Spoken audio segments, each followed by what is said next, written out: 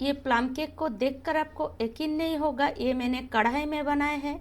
बिल्कुल बाजार जैसा एकदम परफेक्ट जालीदार केक बनेगा अगर आप मेरे तरीके से बनाएंगे तो। एकदम परफेक्ट मेजरमेंट बताऊंगी। अगर आप पहली बार भी केक बना रहे हैं तो भी ये प्लम केक बहुत ही आसानी से बना लेंगे। तो चलिए फिर शुरू करते हैं। तो सबसे पहले हम एक छोटा सा बाउल लेंगे और उसमें हम डालेंगे 1/4 कप ऑरेंज जूस। मैं यह मार्केट का ऑरेंज जूस यूज़ कर रही हूँ। अगर आपके पास ऑरेंज हो तो उसका जो रस है उसको निकल कर आप 1/4 कप ले सकते हैं। अब हम इसमें कुछ ड्राई फ्रूट डालेंगे, तो आपके पास जो भी ड्राई फ्रूट अवेलेबल हो वही ड्राई फ्रूट आप इसमें ऐड कर सकते हैं। जो प्लम केक होता है पूरा ड्राई फ्रूट से भरा रहता है, तो इसलिए जितना हो सके आप इसमें ड्राई फ्रूट डाल सकते हैं। तो मैंने यहाँ टूटी फ्रूटी, काजू, आलमंड्स, इस तरीके से बहुत सारे ड्राई फ्रूट इसमें ऐड किए हैं। तो अब हम क्या करेंगे, ये सारे ड्राई फ्रूट को जूस के साथ अच्छी तरीके से मिलाकर लगभग 2 घंटे के लिए छोड़ देंगे, जिससे ये ड्राई फ्रूट अच्छी तरीके से फूल जाए। तो ये बहुत ही ज़रूरी है। अगर आप बिल्कुल बाजार जैसा या मार्केट जैसा केक बनाना चाहते हैं तो इसको लगभग आपको 2 घंटे के लिए छोड़ देना है। 2 घंटे बाद अब हम एक छोटा सा मिक्सी जार लेंगे, उसमें डालेंगे 3 से 4 इलायची, थोड़ा सा दालचीनी, 3 से 4 लौंग, थोड़ा सा इसमें जायत्री डालेंगे। और अगर आपके पास सूखा अदरक हो तो वो भी आप थोड़ा सा इसमें डाल सकते हैं। प्लम केक बनाने के लिए ये सारे मसाले आपको यूज़ करना है। तो सारे मसालों को पीसने के लिए थोड़ा सा इसमें चीनी ऐड कर देंगे, जिससे ये सारे मसाले बहुत ही अच्छी तरीके से पीस जाती है। तो देखिए हमने मसालों को पीस लिए हैं और अब हम ये मसालों को साइड में रखेंगे। अब चलते हैं गैस पर और गैस पर एक पैन चढ़ाएंगे और उसमें हम डालेंगे 1/4 कप चीनी। अच्छी तरीके से चीनी को इस तरीके से पैन के चारों ओर फैला देंगे और गैस की फ्लेम को बिल्कुल लो में रखेंगे। लो में रखकर ही आपको ये काम करना है, क्योंकि चीनी को हमें कैरेमलाइज करना है। तो धीरे धीरे ही चीनी में कलर आएगा, तो बिल्कुल अच्छी तरीके से चीनी कैरेमलाइज होती है। अगर आप गैस की फ्लेम को बढ़ा देंगे तो चीनी नीचे से जल जाएगी और स्वाद भी कड़वा आएगा। तो इसलिए आप बिल्कुल गैस की फ्लेम को लो में ही रखें और चीनी को छोड़ दें। लगभग 5 से 7 मिनट में ही आप देखेंगे चीनी में बहुत ही बढ़िया कलर आ गया है। बिल्कुल इस तरीके से जब गोल्डन कलर आ जाए तब आप चीनी को इस तरीके से थोड़ा सा पका लीजिए और पूरा चीनी जब गल जाए, देख सकते हैं इस समय पूरा चीनी अच्छी तरीके से गल गया है और बिल्कुल ये हनी जैसा लग रहा है। तो इस तरीके से जब पूरा चीनी गल जाए तब हम इसमें ऐड कर देंगे 1/4 कप पानी। तो जो पानी है वो आपको नॉर्मली लेना है और थोड़ा थोड़ा करके इसमें ऐड करना है। पानी ऐड करते ही आप देखेंगे जो चीनी है वो धीरे धीरे जमने लगेगी। तो आपका घबराना बिल्कुल भी नहीं है, लगातार आप चलाते रहिए और थोड़ा थोड़ा करके पानी ऐड करते रहिए। 1/4 कप ही आपको इसमें पानी ऐड करना है, इससे ज़्यादा आप पानी इसमें बिल्कुल भी ऐड मत कीजिएगा। तो इस तरीके से धीरे धीरे अगर आप चलाते रहेंगे तो जो चीनी है वो बिल्कुल धीरे धीरे गलने लगेगी, मतलब जो पानी है उसके साथ मिलने लगेगी। तो इस तरीके से आप देखिए जो चीनी है वो बिल्कुल गल गया है। तो इस तरीके से जब ये पानी, मतलब जो चीनी और पानी है वो हनी की तरह बन जाए, चीनी जब अच्छी तरीके से गल जाए तब हम गैस को ऑफ कर देंगे और ये जो हमारा चीनी है उसको हम ठंडा करेंगे। तो इसके लिए अब हम एक बाउल में ये चीनी को डाल देंगे, मतलब जो कैरेमलाइज हमारा शुगर है उसको डाल देंगे और ये चीनी को हमें बिल्कुल ठंडा करना है। केक बनाने के लिए कोई भी चीज़ आप गरम या ठंडा मत लीजिएगा, नॉर्मल जो टेम्परेचर है उसी हिसाब से लीजिएगा, तो आपका जो केक है वो बिल्कुल परफेक्ट बनेगा। तो चलिए अब हम गैस पर एक कढ़ाई चढ़ाएंगे और गैस को ऑन कर देंगे और बिल्कुल लो फ्लेम पर छोड़ देंगे और कढ़ाई के ऊपर एक स्टैंड रखेंगे जिसके ऊपर हम केक मोल्ड रखेंगे और अब हम इसमें डाल देंगे नमक। तो आप चाहे तो इसमें बालू भी ऐड कर सकते हैं या नमक भी ऐड कर सकते हैं। और ये जो मेरा नमक है मैंने इससे लगभग 15 से 20 बार तो केक बनाए होंगे। बहुत मतलब सालों का ये नमक है, तो इसलिए इस तरीके से इसमें कलर आ गया है। तो इसको आप फेंके नहीं, आप अगले साल फिर से इसको केक बना सकते हैं। मतलब नमक को आप एक बार केक बना कर रख दीजिएगा। अब हम जो केक टिन है उसको रेडी कर लेंगे। बैटर बनाने के बाद आपको ये काम बिल्कुल भी नहीं करना है। बैटर बनाने से पहले ही आप केक टिन को ज़रूर रेडी करके रखें। तो इसके लिए मैंने यहाँ थोड़ा सा बटर पेपर लिए हैं। ये केक टिन के मतलब माप करके और राउंड शेप में मैं ये बटर पेपर को काट लूँगी। अगर आपके पास बटर पेपर ना हो तो आप क्या करें, केक टिन में थोड़ा सा ऑयल लगा दीजिए और उसके ऊपर थोड़ा सा आटा या मैदा छिटक दीजिए, और जो एक्स्ट्रा आटा मैदा है उसको आप फेंक दीजिए। तो इस तरीके से भी आप केक टिन को रेडी कर सकते हैं। तो मैं जो बटर पेपर है उसको इस तरीके से राउंड शेप में इसको काट लूँगी। अगर आप बटर पेपर देना चाहते हैं, मतलब अगर आप बटर पेपर घर में बनाना चाहते हैं तो क्या कीजिए, नॉर्मल एक सफ़ेद पेपर ले लीजिए, उसके ऊपर थोड़ा सा ऑयल ब्रश की कर दीजिए, फिर आप इस तरीके से केक टिन में लगा सकते हैं। तो चलिए, हमारा जो केक टिन है वो बिल्कुल रेडी है। अब हम बना लेते हैं केक के लिए बैटर। तो इसके लिए हम एक बड़ा सा बाउल लेंगे और उसमें हम डालेंगे 1/4 कप ऑयल। जो ऑयल में कोई भी सुगंध ना हो उसी तरीके का ऑयल आपको लेना है।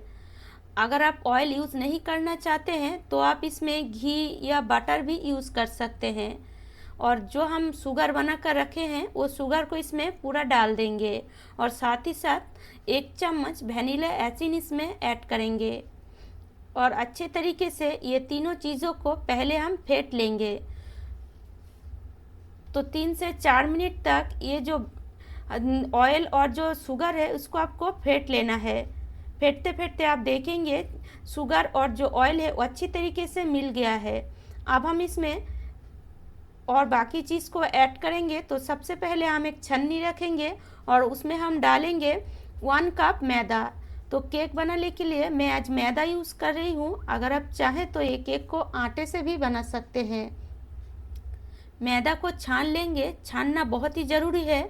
इससे जो केक है बिल्कुल जालीदार बनती है, तो इसलिए आप ज़रूर छानें, और अगर मैदा में कुछ हो तो वो भी निकल जाती है।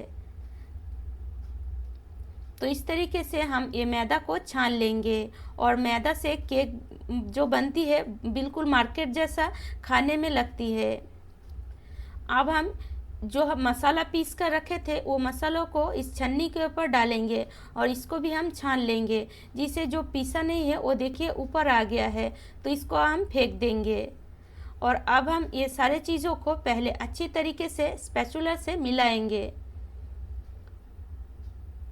तो जो प्लम केक है उसको आपको बहुत ज़्यादा फेंटना नहीं है, मतलब नॉर्मल केक की तरह प्लम केक नहीं बनती है। प्लम केक का जो बैटर है वो थोड़ा सा थिक बनती है। तो इस तरीके से पहले आप इसको एक स्पैचुला की मदद से इस तरीके से पहले अच्छी तरीके से मिला लीजिए।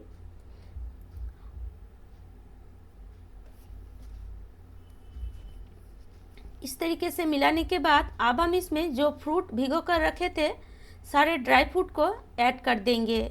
ड्राई फ्रूट ऐड करने के बाद अच्छी तरीके से फिर से हम स्पैचुला की मदद से मिला लेंगे। अच्छी तरीके से मिलाने के बाद अगर आपको लगे इसमें थोड़ा सा पानी या दूध आप ऐड कर सकते हैं तो आप ऐड कीजिएगा। अगर ना लगे तो बिल्कुल भी ऐड मत कीजिएगा, नहीं तो जो ड्राई फ्रूट आपने डाले हैं वो सारे नीचे बैठ जाएगी और जो केक है वो देखिएगा बीच से दब जाएगी। तो इसलिए आप सोच समझ कर ही ये केक बनाइएगा। देखिए इस तरीके से ये बैटर बनती है, बहुत ज़्यादा पतला भी नहीं और बहुत ज़्यादा थिक भी नहीं। और ये जो बैटर है बिल्कुल परफेक्ट बना है, इसमें और दूध या पानी ऐड करने की बिल्कुल भी ज़रूरत नहीं है। अब हम इसमें डाल देंगे 1 टीस्पून बेकिंग पाउडर, साथ ही 1/4 टीस्पून बेकिंग सोडा, और ये दो चीज़ों को एक्टिवेट करने के लिए 1/4 टीस्पून विनीगर।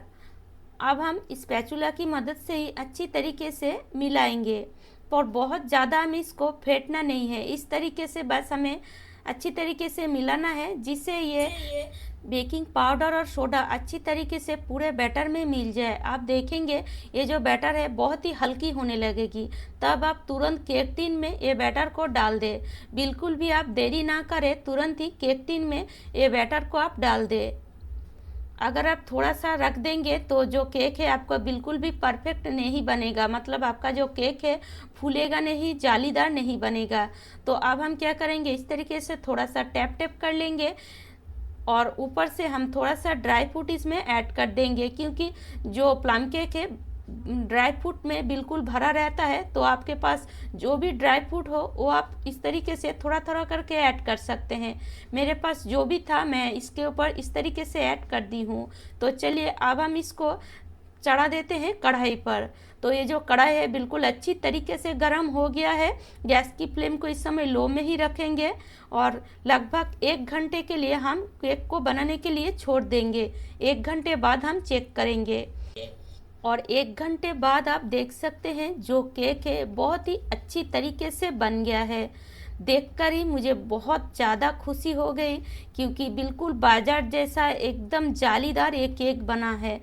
बिल्कुल भी बीच से ये दबा नहीं, बहुत ही अच्छी तरीके से फूला है।